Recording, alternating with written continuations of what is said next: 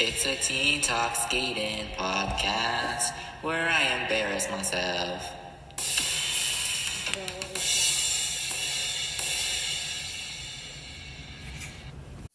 Hello, hello, hello. My name is Vango, and welcome to episode 92 of a Teen Talk Skating podcast. I hope you guys are all doing well, as always. This week has literally been so crazy. I feel like it's been the longest week of my life for no reason.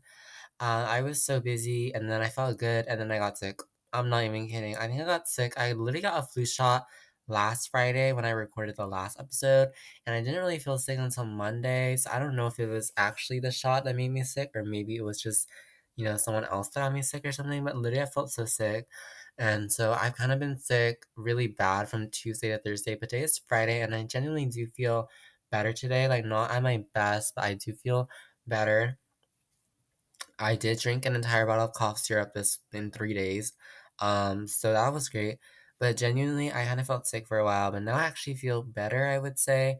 And so hopefully I don't get into like a huge coughing fit during this episode. But anyway, maybe the universe is speaking to me. Maybe it is, and I don't know. Everything kind of makes sense, but it kind of doesn't.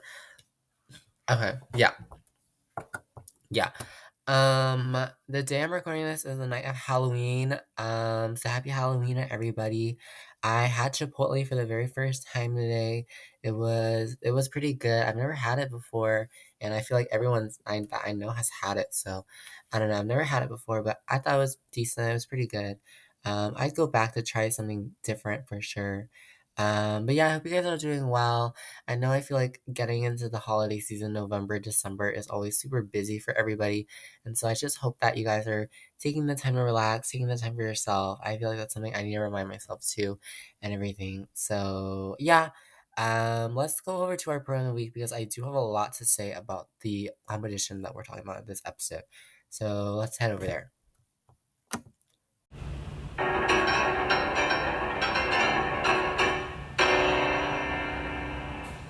Program of the week. Okay, guys, so our program of the week this week, again, I'm trying to avoid I'm trying to avoid the singles programs because I feel like we did so many singles programs for like the past couple of weeks. So I'm trying to avoid the singles program. And so this week we have an ice dance program. I think last week we had an ice dance program too. So next week I promise I'll try to do a pairs program. But today is Halloween as I'm recording this, as you heard. And I think I did last year. I'm pretty sure. I actually don't know exactly if I did or not, and maybe I'm hallucinating. But I'm relatively sure last year for Halloween era theme, I'm pretty sure I did Yuna Kim's Dance Macabre because that is a very like dark Halloween-esque program. And so this year I decided to do the same thing. Let's go with the dark Halloween themed program. And this is Guignard and Fabry from Italy and their free dance at the 2022 MK John Wilson Trophy. That one Grand Prix we had for one season that was in Great Britain, which is a really cool one. And I wish we kind of had one there. I feel like it's cool to have different Grand Prix all the time. But anyway, their music is My Love Will Never Die by AG featuring Claire Wyndham, Mephisto's Lullaby by Yair Albeg Wayne and or Kribos, and Eden by Belinda. Very sorry if I said any of those names wrong. But the best way I can describe this program is I feel like it's almost two haunted dolls falling in love or like two haunted figures of some kind. At first, I was going to say like a puppeteer and a puppet, but I feel like that's not really this program. I feel like it's more two haunted puppets or dolls or something like that kind of falling in love. It is a very creepy contemporary dance in a sense, and I think it does capture a very dark Halloweeny vibe without being like super like not serious, like over serious or too tacky. I feel like it is kind of serious and dark, I guess, in a way. But anyway, some parts that I really love about this program, there is this one lift at the very beginning where excuse me, oh, there my coughs go. But it's a straight line lift. She gets pulled under, Guignard gets pulled under Fabry, and then pulled back up, and then he flips her upside down, and then he flips her again, so she's right side up, and then boom, straight line lift, and then there's this cool transition to the end of the lift where she kind of leans against his like torso, and then she's kind of in a split-ish position, but almost like a gunfire position. I don't know what how to describe it, but kind of something like that. Beautiful steps. The twizzles I feel like are very confident twizzles. Like I don't know why, I just see the confidence and the pep in the step, if that makes sense. My favorite part, probably the most convincing, I think, part of this was the 1 foot step sequence. I just thought that it covered so much ice. It had just such nice speed and synchronicity. And again, really confident program. I think they really sold the dark and creepy-ish vibe that they were going for. Almost like a refined classical sense of creepy. The sense of character is really much there. The character step sequence is really a part where they shine as well, kind of playing off each other's characters in a way, kind of synchronizing, kind of not being synchronized, transitioning off between that. Beautiful slide move at the end. It kind of reminded me of their program of Song for the Little Sparrow and Atonement, where they have that slide move, but in this one, just Charlene Guignard slides in it, and she kind of slides in a kind of circle-ish motion. It's really cool. Uh, and then kind of the last little choreo lift, or yeah, choreo spin move before they kiss at the end. So it's maybe like a romantic haunted dolls fall in love. I don't know, but I think it's a really fun watch. It's kind of creepy, but it adds a lot of professionalism, and definitely really professional technical team that deserves everything that they have, needs better scores, etc. I'm not throwing any shade at all. Anyway, go watch it. Kinyar and Fabry, their free dance at the 2022 MK John Wilson Trophy. But now it's time for our main episode. That was your program of the week.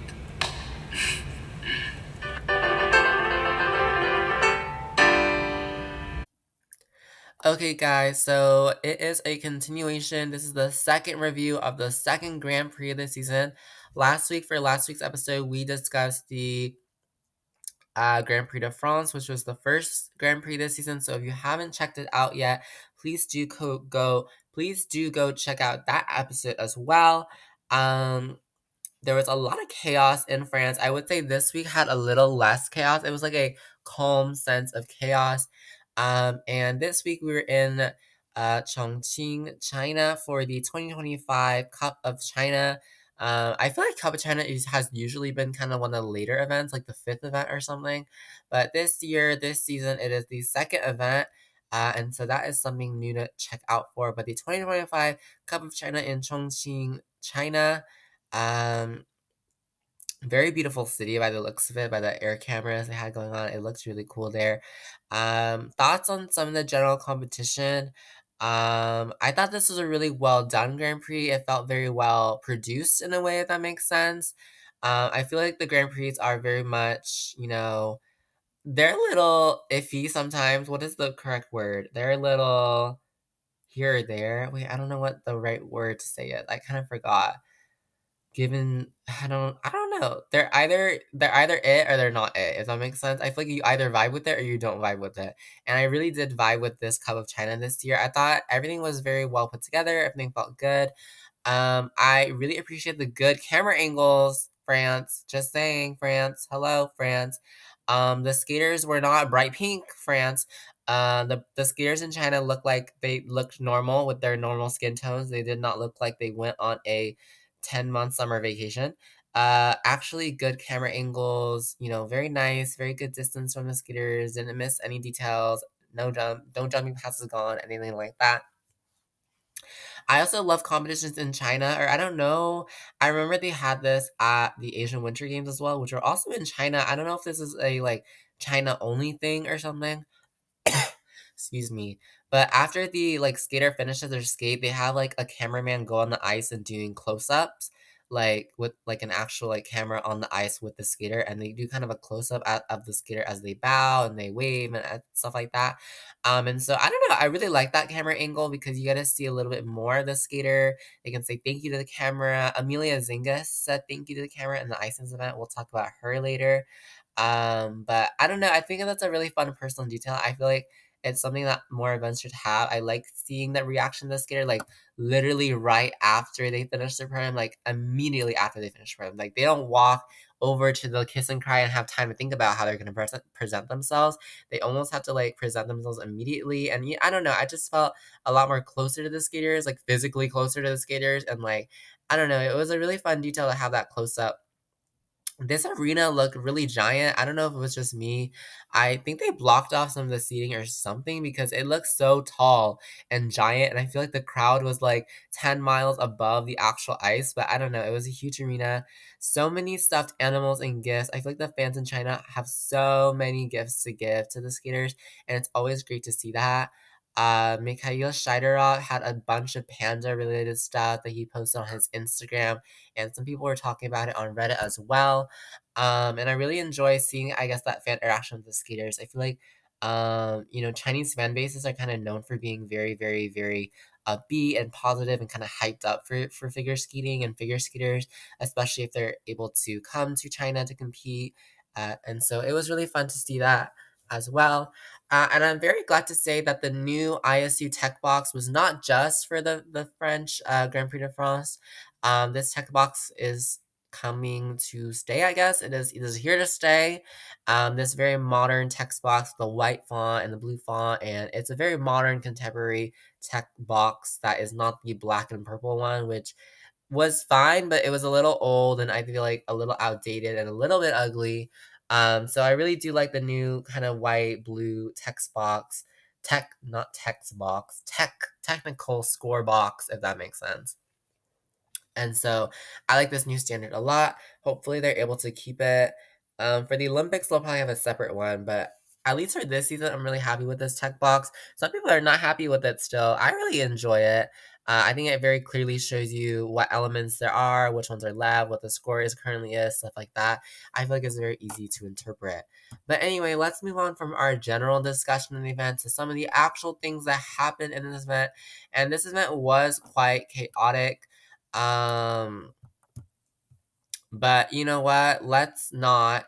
Okay, let's start off with the men's event, and I'm gonna start off in 10th place with what has to be the most fake result I've ever seen in my life.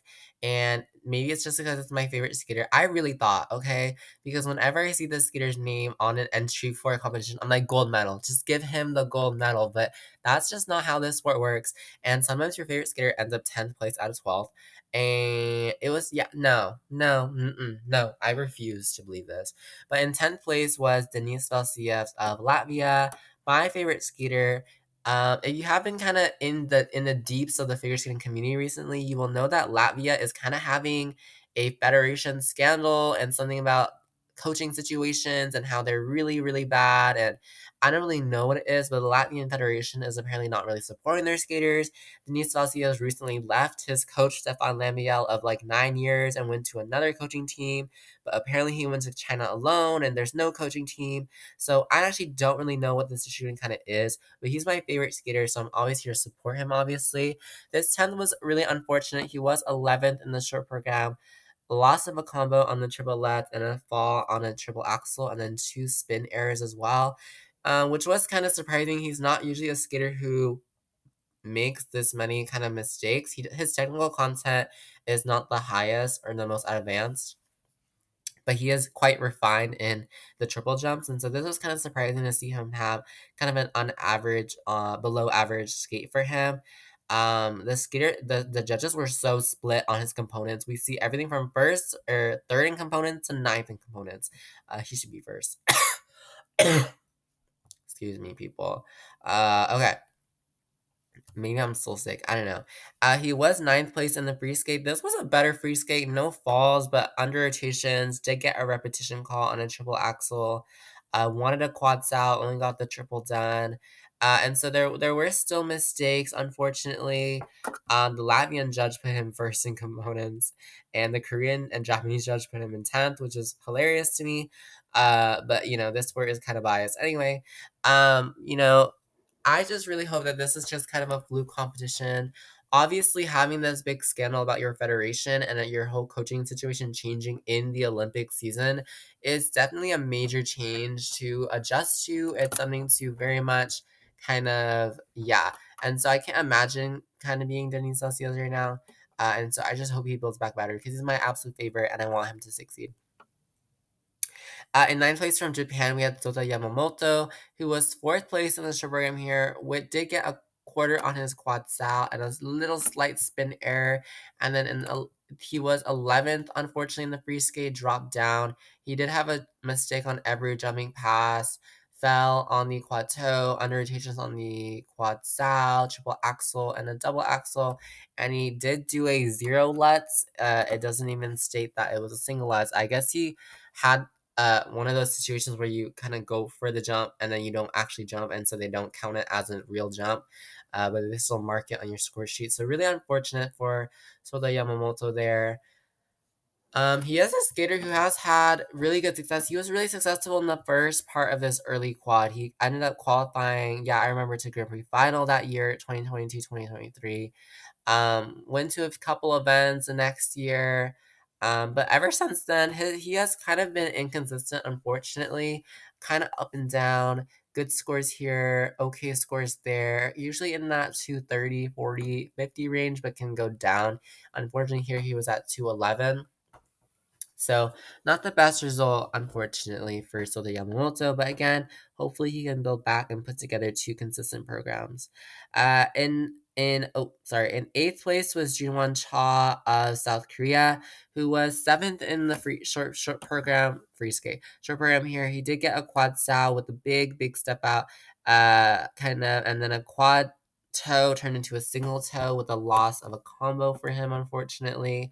So that was a really devastating mistake, but he did get rallied back to get fifth place in the free skate with a fairly clean skate to get an unclear edge on a triple flip and a pop triple sal into a single sal.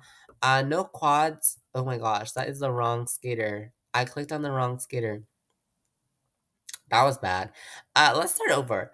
He was seventh in the short program, and Juwon Cha was eighth in the free skate. I was like, that does not make sense. There's no way he has no quads in the free skate. He did attempt quads in the free skate. Did it go get a quarter on a triple toe? Fell. That was a heavy fall for him too. Fell on the quad toe attempt, fell on the triple axel attempt, and quarters on the quad toe, triple axel, and triple flip. Unfortunately, so not the best jumping day for Jungwon Cha. Components wise, the judges did appreciate his components a little bit more than they appreciated Denis Valsiev's. Um, Jungwon Cha is a little bit of a late bloomer in this season. I feel like he's usually a skater who does a lot better in the second half of the season. We saw that last year. He did pretty decent at Four Continents. He did pretty decent at Asian Winter Games, and so hoping he builds back stronger.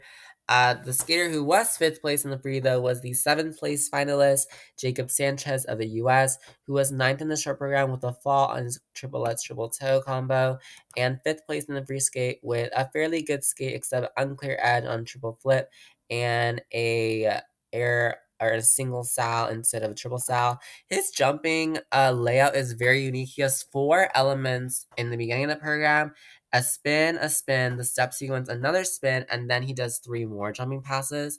I don't know if that is like, maybe that's just what's ideal for him and that is totally fine. But I guess it's just a bit of a peculiar layout for me and not having those spread out more evenly or stacked earlier in the program. I don't know. But I did like this program from Jacob Sanchez. I don't remember exactly what the music was, but it was a little contemporary. Yes, Max Richter was the program. And this was a little bit of a contemporary program. It was a bit different and it was a little artistic, and I liked it. And he is very young for the US, and a lot of people have seen him as kind of a dark horse for the Olympic team. I would say he's a pretty dark horse in there. I don't think he has the highest scoring potential out of all the US men. He doesn't have any quads, unfortunately. But I don't think it's impossible for him to make the team. So it could be kind of one of those rising star young skater situations that he does make that Olympic team. And I would love to see that. But I would also love to see him develop further in the next squad as well. In sixth place here was the Lion King, Vladimir Litvintsev. He was eighth place in the short here with slight errors on his triple axel and the triple flip, triple toe. He was sixth place in the free skate with a pretty decent-ish skate. Did get a rep call on his triple axel, unclear edge on the triple lets as well. But everything else was pretty good. Got both quads done. Let me think. What was this program again? I literally can't remember. Is that bad that I can't remember what the program was? Joker? I don't remember if. Yeah, Joker. I honestly don't remember what this program was. I'm not gonna lie. What I can say about Vladimir Litvinov, I feel like I've talked about this maybe before with him, is that I always felt like he had the potential to be a really good top 10 skater and medal at Europeans and everything. Just that he was never consistent enough, unfortunately. But he does have the firepower and the good foundations, I feel like, in skating, and at least in the technical side to make it there. I would love to see that from him. Maybe this season can be his season to kind of break into that. He's still fairly young. He's only 24, so pretty good for Vladimir Litvinsev. In fifth place was a home skater, Boying Jin of China, who has always, I feel like, been kind of up and down. And sometimes we see him, sometimes we don't. And I never really know if he's going to show up or not. Last season, he only competed at two events, this event and Grand Prix de France. But he's back at this event, and we have not seen him in literally a year. But he kind of showed up out of nowhere because that's what he does. Clean short program, perfect. And then seventh in the free skate, slight errors on the quad toe, triple axel, triple flip, triple lutz, Euler, double sow, unfortunately.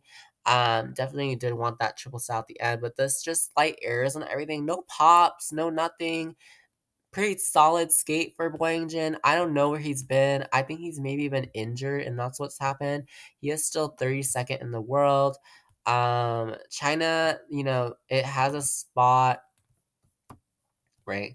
Yeah, China has a spot for the Olympic Games in Italy, and it might be Boeing Jin who competes for that spot. He did place above both Dai Dai Wei and Ping Jingming at this event, the other two Chinese men who are kind of on that domestic level, and he did place the highest by about, how many points is that? About 30-ish points, about 35 points actually. And so I can see Boyang Jin like actually taking that Olympic spot, even though we haven't really seen him in a while. I wouldn't mind. He's pretty good. He's pretty good skater. And I would love to see him go to a third Olympic Games because of all the struggles he's kind of had, right? And yeah, I don't know. Lots of injury, lots of different coaching changes. And I think Boyang Jin deserves to make it to another Olympics and show us what he's got. A very surprising result for me this event was the fourth place finisher was Tomoki Hiwatashi of the USA. He was sixth place in the short here. Did get a quarter on the triple axel and two spin errors. And then he was fourth in the free skate with a personal best. Pretty clean on everything. Triple sal, little shaky, and a quarter on that triple flip following the triple lutz and Euler. This score reaction was so crazy. His coach was so wait, was it him? I can't remember. Was it him? Yeah, his coach was so happy about it, and he was so happy about it. No, I'm thinking about the wrong skater. It's Shin Satsu that I'm coming up later. Oops. But anyway, Tomoki Iwatashi, he was super excited with his score. New personal best, obviously, by I think quite a while, like quite a long time. His last personal best was, let me think. I have no idea. Yeah, his last personal best was back in 2019, 159.84, and this is a lot better at 166.64. So finally, he's been able to put together a pretty decent free skate and a pretty decent overall score. Again, could be a dark horse for that U.S. men's team. Um, this season, I feel like he's kind of stepped up his skating, but so has other skaters in the past in the U.S. So he's gonna face some stiff competition, but he's been on an upward trajectory by a lot this season, and so that could really, really help him. Hopefully, yeah. In third place was Mikhail Shaidarov of Kazakhstan, who came in here as the world silver medalist, and I feel like a lot of people kind of expected him to take gold. But here he came in third overall, third in the short program, did get an under rotation on the quad lutz, unfortunately. And then third in the free skate, quarter on the quad sal after his triple axel, unclear edge on the quad and triple flip. Let me see. Unclear edge on, or no, under rotation on triple axel, and then a fall on an under rotated quad toe. Speaking about that fall on the last quad toe, I feel like he kind of just ran out of energy for it. And Throughout the step sequence, a lot of people were kind of pointing this out. I saw a whole post on Reddit kind of criticizing this, but people thought that step sequence was very like lazily choreographed, and there was just not enough energy at the end of the program to really carry it through. I agree on that energy part. I think he just really was tired throughout the step sequence. I don't think that this program is actually terrible. It is set to the diva dance, which is this like not diva dance. It's set to the fifth element, which includes the music, the diva dance. And this is like an alien sci-fi movie from my understanding. And I think it fits. It's quirky, it's weird, it's theater kid, it's different, it's unique. And I like it. Personally, I actually do like it. And I feel like a lot of people have been just like, no, no, no, no, no. But I honestly like it. And you can't, I'm sorry, I like it. I think it's fun. I think it's different. And I think it fits his personality. It's chaotic. I feel like he's a chaotic skater. And yes, I hope that he hopefully builds his endurance throughout the season to be able to perform it at a better kind of artistic side of it. But I don't think this program is terrible. I don't think he needs to change it. I think it's good for the Olympic season. I think it's different. It's expressing who you are. Okay, diva dance. It's weird. It's robotic. It's opera. I don't know. Okay. Okay. In second place was the Italian skater Daniel Grazel. He was second place in the short program here with a quarter on his quad lutz and then into a triple toe was good. And then in the free skate, he was the convent pope. I don't know, man. It was crazy.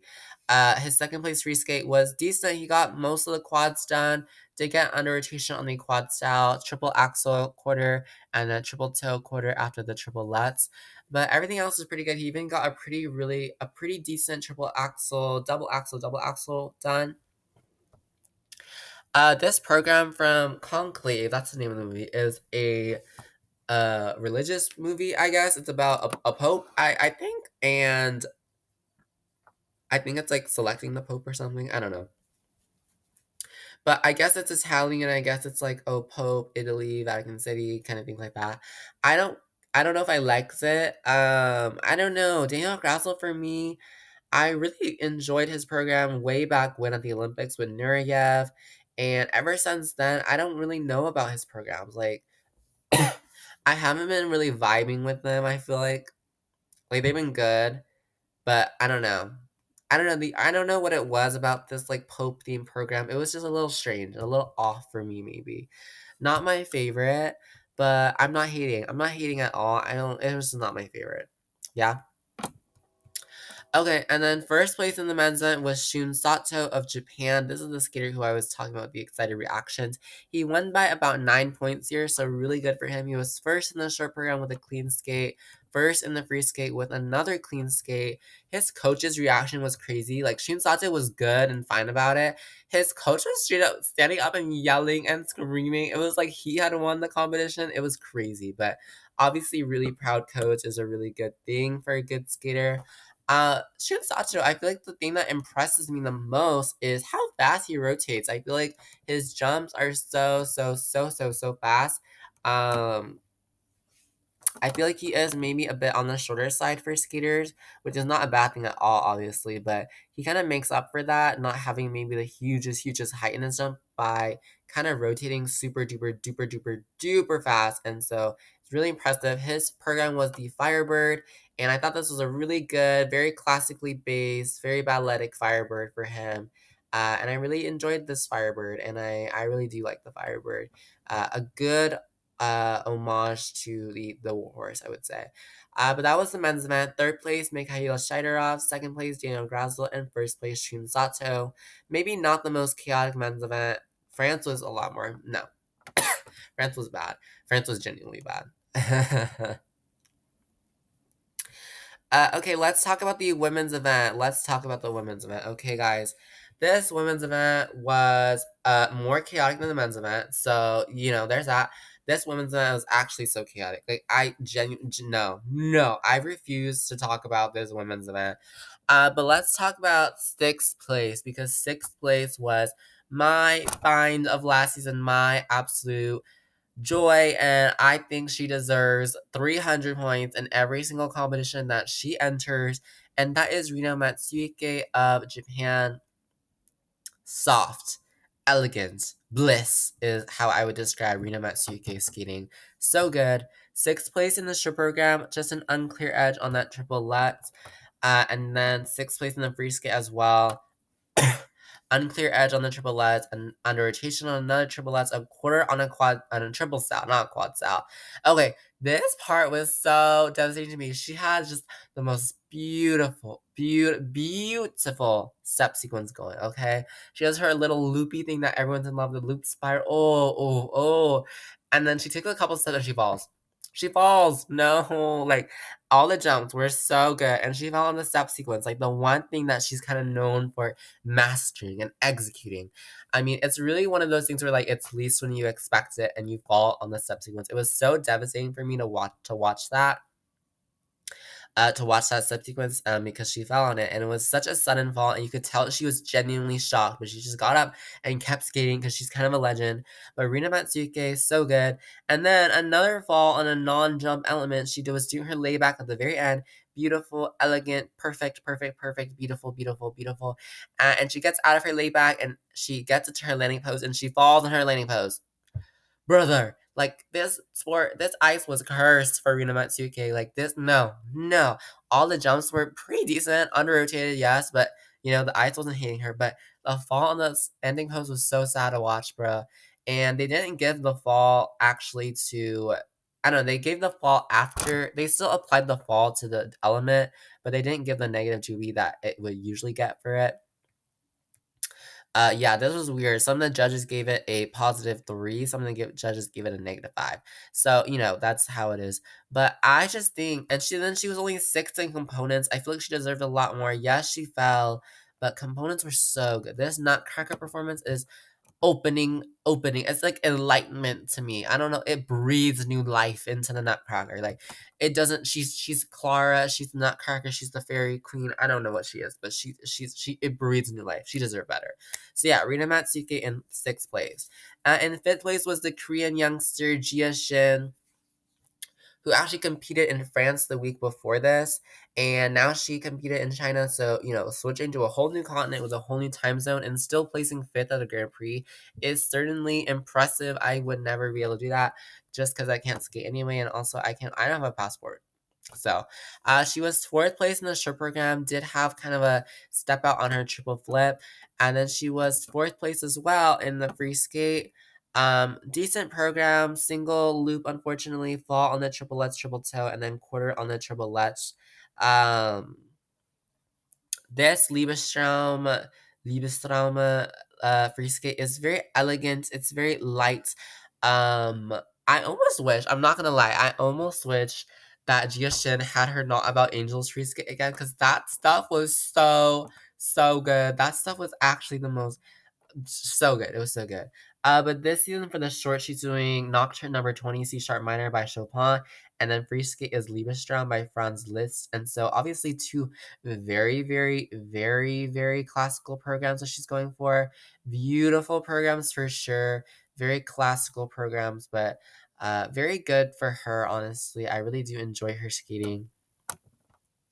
Very promising, bright future. I don't know if she's gonna make the Korean women's team. It does seem like she's kind of more in the front runner for that after this. Kind of pretty decent score above some of what the other skaters have put. Her kind of the leading Korean woman, Cheon Kim, was kind of struggling. This has been kind of a little bit struggling this season, but not like a ton. Not unbeatable. There are 2 Korean spots. So we'll see if one of those does get to go to Jia Shin, but this is a pretty decent showing for her. In 4th place was Anastasia Gubanova of Georgia, fresh from earning an Olympic spot here in China. Here at Kalbachina, she was 4th place with a 5th place free skate. She just had a quarter on the triple Lutz here. And then free skate, she was 3rd in the free skate, but 4th overall, unfortunately. Triple loop was a little bit shaky on the ending, and then under rotation on the triple flip. This is a decent program. I feel like she's getting a little bit more consistent. These aren't perfect skates, but I remember last season, I feel like around this time, Gubanova wasn't nearly as prepared, not prepared, consistent in a way. A lot of people said that has to do with her preparing so much for the Olympic qualifying event that she just kind of over prepared and she overtrained, and now she's so consistent in the beginning of the season. Really good result for her. I do believe that, on this kind of level, she is very much rising in the level. She's been on the European podium every single year this quad so far. And so, just kind of shows you what her level is. She has had a couple decent world showings, not the best world showings, but decent-ish world showings. And yeah, like pretty good skating from Guadalajara, better consistency, etc. Will, really do well for her. Okay, these top three, you better prepare yourself because these top three were so chaotic, people. Oh my gosh. Oh my gosh. Okay, let's just start off with second place. Or no, not second place. No, why would I start with second when there's three of them? In third place was Rinka Watanabe of Japan, who was second in the short program with a new personal best. Very slight error, and I mean a slight error on her triple axel, but got it done cleanly, no under rotation. The rest of the program was clean. A very, very gutsy fifth place free skate. She did fall on a triple axel, triple toe with a quarter on it. The triple axel itself didn't have an under rotation, but the triple toe got a quarter, and then an unclear edge on the triple flip, and then an under rotation on the second triple axel attempt. And then the latter half of the program was pretty, okay as well. Double axel Euler triple side with a quarter, and then a single axle or single loop at the very end. Unfortunately, there. Again, decent, but it was gutsy. That's what I would say. It was a very risky program, and this shows you that yes, the risky program can still get you good points. Like you know, this scored comparably with Rino Matsuke, who didn't have a triple axel but still had under rotations and, two falls in there. And so if she is able to get a very clean program with both of those triple axles, Rinka Watanabe very much could be a force to be reckoned with. This program was not the best performance. The jumps just weren't there. She was very relieved to find out that she would still be on the podium. And so good for her. But obviously working on the consistency of those triple axles will help a lot. Maybe she's even adding in that quad salad attempt. I don't know. It does feel very much all or nothing for Rinko Watanabe, and that makes sense. She's from Japan. Japan is the most competitive country in the world for figure skating. The women's event is so competitive, and Rinko Watanabe, this could like make or break her essentially. And this strategy is very risky. It could pay off. It's very high risk, very high reward. Um, yeah, very interesting for Rinko Watanabe. I feel like sicker, and I feel like at the beginning of this episode, I felt so bad, much less congested, and now I feel kind of icky again. In second place was Alyssa Liu of the USA. She was first place in the short program with her Promise program. This was so beautiful. I feel like her Promise program, is so iconic now, and I just want to watch it all the time because it's light, it's elegant, and I feel like I know all the steps to it myself at this point. She debuted a new combo, the triple Let's triple loop, which is a very risky combo. This one did get no under rotation call. I think it should have gotten at least a quarter call. It looked a little under rotated at the very end to me, but very high value jump compared to just a triple Let's triple toe. This one is about, gosh, what's the difference between a toe and a loop? This is different. If it was in the this is about 0.77 more in the second half of the program at least, and it got good Jewy ish. Could have been better if it probably had a little bit more height probably and not as under rotated ish. But yeah, good clean program for Litsalu. The spins and everything, sequences, very clean. She was second in the free skate that dropped on the second overall. This was her MacArthur Park free skate, her Donna Summer free skate. Good program, triple Let's kind of a step out ish on it. Bit of a struggle getting it done. Triple flip, double axle. Triple flip had an unclear edge. Double axle, quarter. Double toe was fine. Double axle, double toe. Again, not the highest technical score. Not the highest. Let me see. Triple flip. Yeah, she couldn't have done any much more technical jumps. I know she was thinking about adding the triple axle back in her program. Might be a strategy, I don't know. But this was a good skate. It just wasn't, clean as a whistle. and that's maybe what kind of led her here. But again, a very good score for this early in the season from Alyssa Liu. Um, I feel like she kind of is a lock for the Olympic team. I feel like the story it's just building up so well, and her consistency is a lot better. This is her first Grand Prix medal. She hasn't won a Grand Prix medal before. Last season around this time, she wasn't scoring as high, struggling a lot more with the under rotations.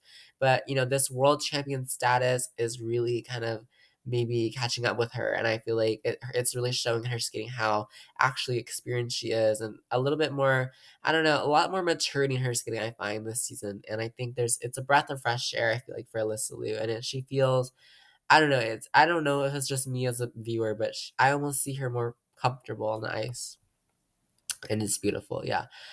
First place was my absolute favorite, Amber Glenn. She was third place in the short program. She did get a triple axel done, triple flip, triple toe. Did have kind of a big, big step out on it. Kind of a big stumble there, trying to get that one done, trying to sneak that foot around, but it was clean under on rotation wise. And then Amber Glenn was first in the free skate because she's kind of awesome. Triple axel was clean again. Triple flip, triple toe again, kind of a step out, a quarter on the triple flip as well. She has a new dress for her free skate, same free skate as last season, but a new dress, and I like that a lot. It makes me feel like there's a different program, even though I know it's not. But comparing the technical sides like side by side, like looking at the technical elements. She has a lot more higher base value and technical element score than the rest of the skaters because of that triple axle and because of the combinations here that were very, very good. And so kind of, something to note there. She was second in components as well. And so that really high technical score really does help her kind of stay on track and stay on that higher upper echelon, I guess. But really good for Amber Glenn. She's my favorite. She won this event last year. She was able to defend her title as the champion of Cup of China. And I think her next event is Finlandia. Yeah, Finlandia trophy. So we'll see her there. So yeah, I'm obviously very happy to see Emery Glenn succeed because she's my favorite. Again, I feel like she kind of is a lock for the Olympic team, but then too many women are a lock for the Olympic team, so they can't all be locks for the Olympic team. So no, I don't know. Maybe Emery Glenn and Alyssa Liu are not locks for the Olympic team, but very good results here from both of those U.S. women's first and second here, and they were very supportive of each other as well. So yeah, third place was Rinka Watanabe, second place was Alyssa Liu, and first place was Amber Glenn. Okay, let's talk about the pairs competition really quick. The pairs competition I want to talk about. Let's start with third place. This was I honestly forgot. I'm not gonna lie. Third place here was Sway and Han. If you don't know them, I guess that makes sense because I don't talk about them a lot in the podcast. Because Sway and Han last competed at the 2022 Winter Olympics in China, where they won and became Olympic champions. Um, but yeah, Sway and Han are back. There were rumors that Sway was with a different partner, but then I guess they didn't happen, and so Sway and Han are actually back. And I honestly forgot they were coming back until I saw them on the screen. I was like, oh shoot, yeah, Sway and Han are back. So yeah, they are back as I said. Sway and Han are back. And I genuinely did not feel like they were gone for 3.5 years.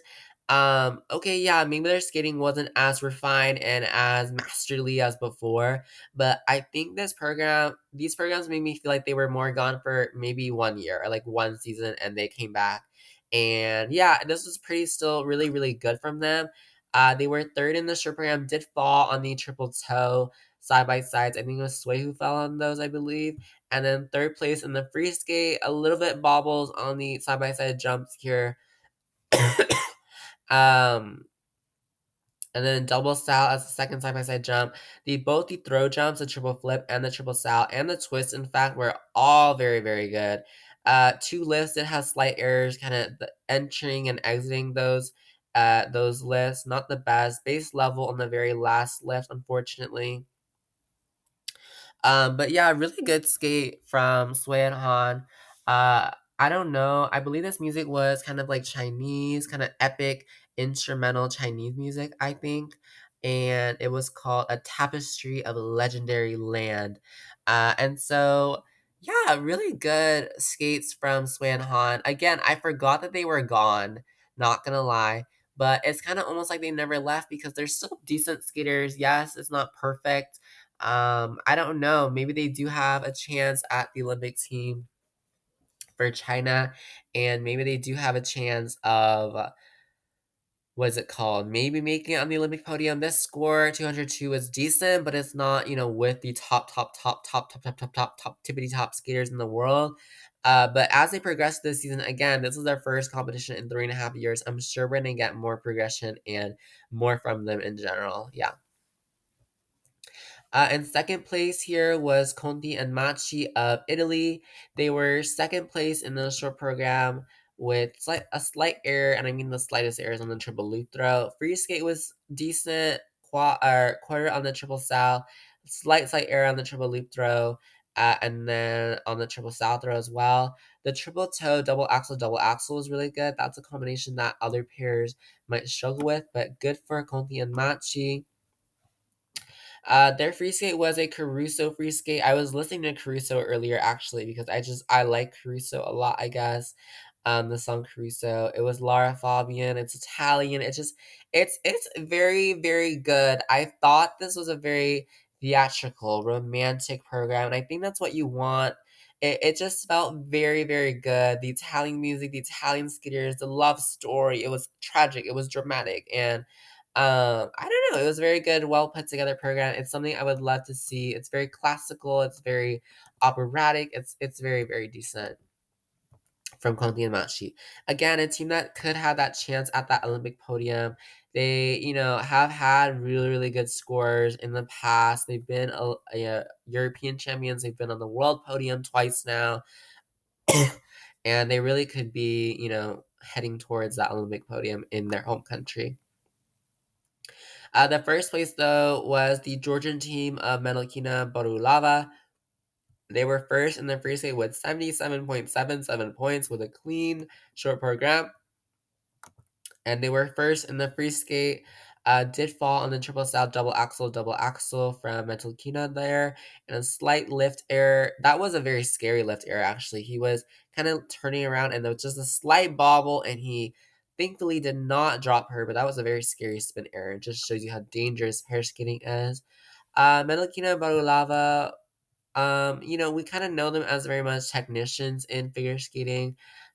Maybe not the most like artistic skaters. These programs were good, but just not the most super duper artistic, I guess. Not the most components based, but very good technically. And I do like their, technical aspect of their skating. Very powerful, very good GUE on everything.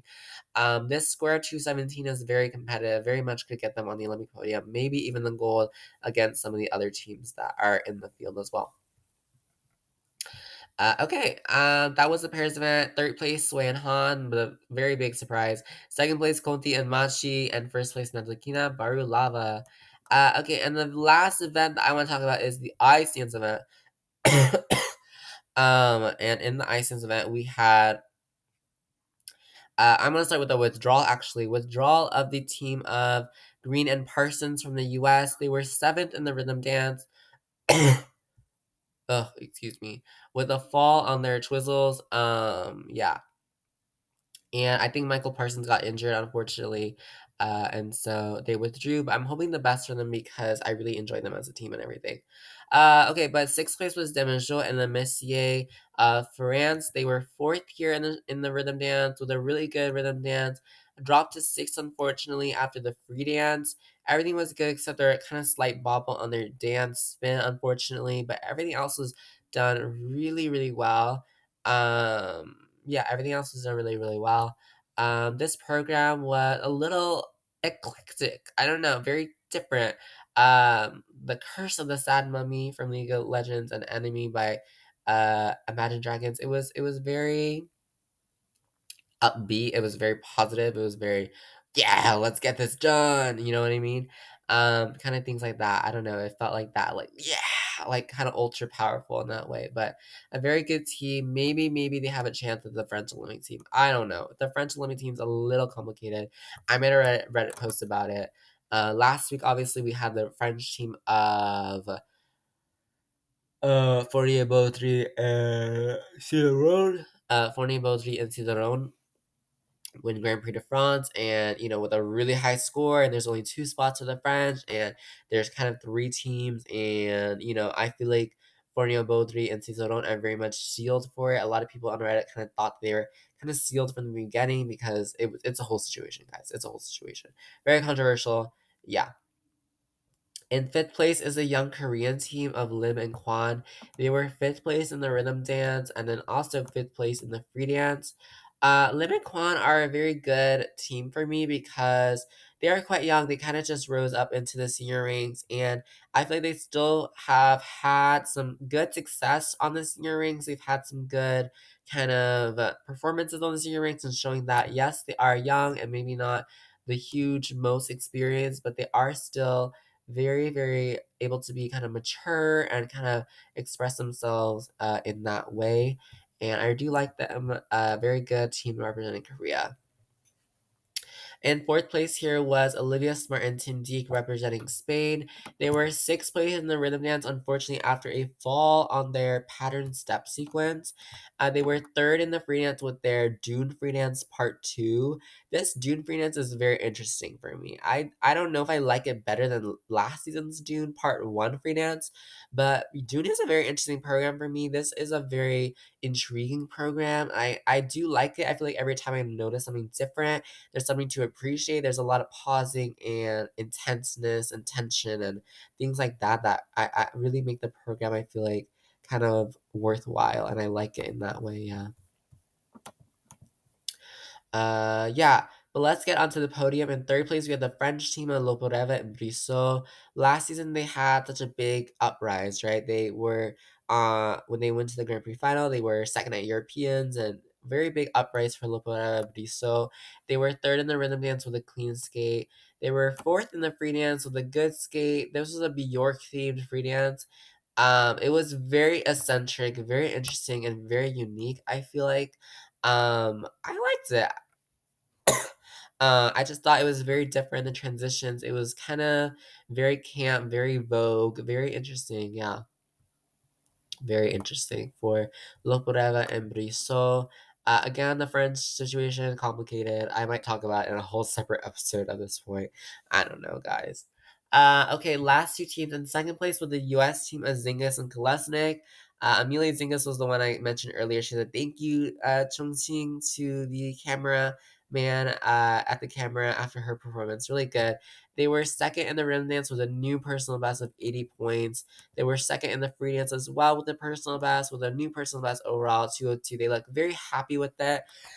This was an interesting comparison to me because Zingas and Kolesnik, as well as the team of Green and Parsons, who withdrew, unfortunately, have flip flopped a lot. The U.S. has three teams for ice dance for the Olympics. Chalk and Bates are definitely one of them. I think Carrera and Ponomarenko are definitely one of them, as long as Carrera gets her citizenship. And Zingis and Kolesnik have been kind of fighting with Green and Parsons back and forth over who is that really third set-centered U.S. ice dance team. Unfortunately, we didn't really get that comparison here with Green and Parsons because we withdrew, and I hope they feel better.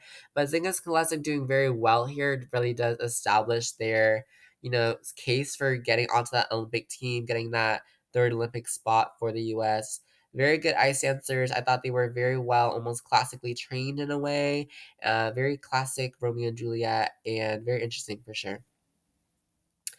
In first place was the team of Chalk and Bass, making their season debut here from the U.S. They were first in the rhythm dance with a clean skate. Just kind of lower levels. They were also first in the free dance with a clean skate. A few levels that could have been higher as well here. This score wasn't like immediately explosive, if that makes sense. I feel like in the past, I'm so used to them kind of getting very, very explosive scores with very clean skates. I like these ones. These scores just weren't quite as high, unfortunately. I don't know what kind of the factoring in that was. They have been multiple time world champs, obviously three times now. And I don't know what it was about these skates, maybe. The free dance is set to paint it black, but it's a flamenco version of Paint It Black, and it's a flamenco theme, and Evan Bates is a bull, and Madison Chocolate is trying to tame him, I guess. The concept is strange to me. I love the music. I think Paint It Black was a really good choice. I did not expect Painted Black to be paired with this flamenco theme that they're doing. I think it's a great choice. Honestly, in my heart, I think it's a great choice. I don't know if it was a logical choice for the Olympics. I think that's what a lot of people are kind of hung up on, is that this is not really an Olympic style program. I think this is more of a experimental program to be done in another season, and a lot of people are kind of like confused about why this is the Olympic season program. Obviously, it can be very scary to have people say that, yes, this program is not good when it's literally the Olympic season and literally this you thought it would be so amazing and everything. I liked it. I wouldn't say it was like spectacular or I loved it or anything, but Chocolate Mates are very good at selling their programs. I think they sold this one very well. I love the long skirt that Madison Chalk had on. I think that was a really good skirt. I don't know. It was cool to watch it like float and fly and kind of mess and I don't know, interesting with the fabric and everything. But yeah, I don't know, the Taming the Bull thing, yeah, I guess it was different. It was maybe not typical with their programs, and I feel like maybe not as refined and classy as some of their older programs, like last season's programs. Maybe that's why people are kind of hung up about it. But this was a good skate. The score was 208, not the highest they've ever had. But hopefully they're able to kind of build back on this program, refine it a little further, and get higher scores for it, for sure. But yeah, in the Iceland event, fourth, Loboreva Briso, second, Zingerson Classic, and first was Chalk and Bates. But that is all for this week's episode about the 2025 Grand Prix Cup of China. There was a lot of chaos in this episode, but in a calm way. I wasn't super like upset about it or anything. Maybe because I'm sick and I just can't have emotions. I don't know. But next week I will see you for Skate Canada in Saskatoon in Canada, which is really cool. What emotion will I be feeling there? Last week I was angry in France, and this week I was calmly chaotic in China. So I don't know what goes with Saskatoon or Canada. Scared, maybe Halloween. I don't know. I'll figure it out. But I will hear from you next week as we review the Grand Prix Skate Canada International in Saskatoon. And yeah, I will see you there. Have a good week. Thank you for listening to this episode of a Tina Cycling Podcast. I hope you enjoy listening to me rant about 2025 Grand Prix Cup of China. And I will see you next week for 2025 Grand Prix Skate Canada International. Bye bye.